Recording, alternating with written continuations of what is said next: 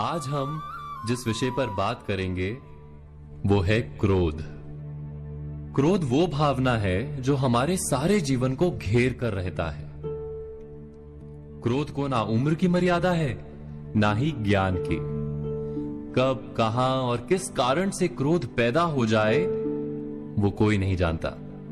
और जब क्रोध जन्म लेता है तो तुरंत ही विचार करने की शक्ति खो जाती है। बुद्धि पर अंधकार छा जाता है। वर्षों के संबंध पल भर में टूट जाते हैं। सारा जीवन बिखर जाता है। किसी भी कारागार में जाकर देखिए, अधिकतर अपराधी क्षण भर के क्रोध का दंड भोगते हुए दिखाई देंगे, पर फिर भी हम क्रोध पर अंकुश नहीं लगा पाते। बार बार हम क्रोध ना करने का प्रण तो लेते हैं, पर बार बार हमसे क्रोध हो जाता है।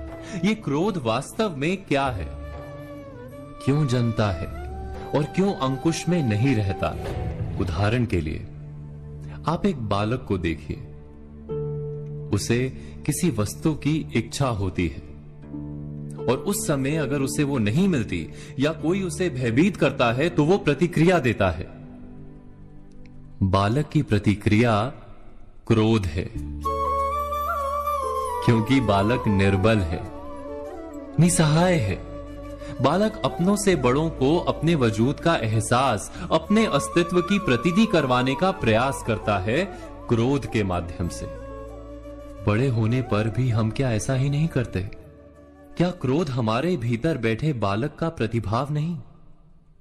अर्थात क्या क्रोध वास्तव में केवल बालक जैसे व्यवहार का नाम नहीं?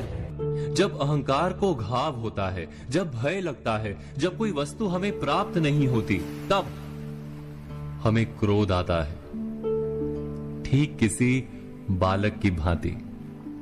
हम जानते हैं कि आईने के सामने खड़े होकर मुंह बनाने का खेल बालकों को शोभा देता है, बड़ों को शोभा नहीं देता। फिर भी हम बालक की भांति क्रोध करना बंद नहीं करते। हम अनुभव से जानते हैं, दूसरों को देखकर बता सकते हैं कि क्रोध से कभी कुछ प्राप्त नहीं होता। सम्मान हो, संपत्ति हो, प्रेम हो या सुरक्षा हो, क्रोध से नहीं मिलता। मिलता है तो प्रयासों से, कार्य करने से, बुद्धिपूर्वक विचार करने से। मनुष्य मात्र अपनी आदतों के अनुसार ही जीता रहता है। क्रोध भी आदत बन जाती है। हमारे चाहते हुए भी हम अपने प्रतिभावों को रोक नहीं पाते। हम स्वयं को बड़े या पुख्ता मानते हैं, पर थोड़ा सा कारण मिलते ही हमारे भीतर का बालक क्रोध कर बैठता है। अर्थात क्रोध वास्तव में और कुछ भी नहीं, हमारी बालक बुद्धि का नाम है।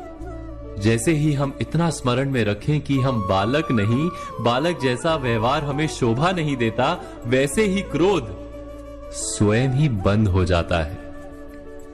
क्या ये सत्य नहीं? इस पर विचार मनन अवश्य कीजिएगा।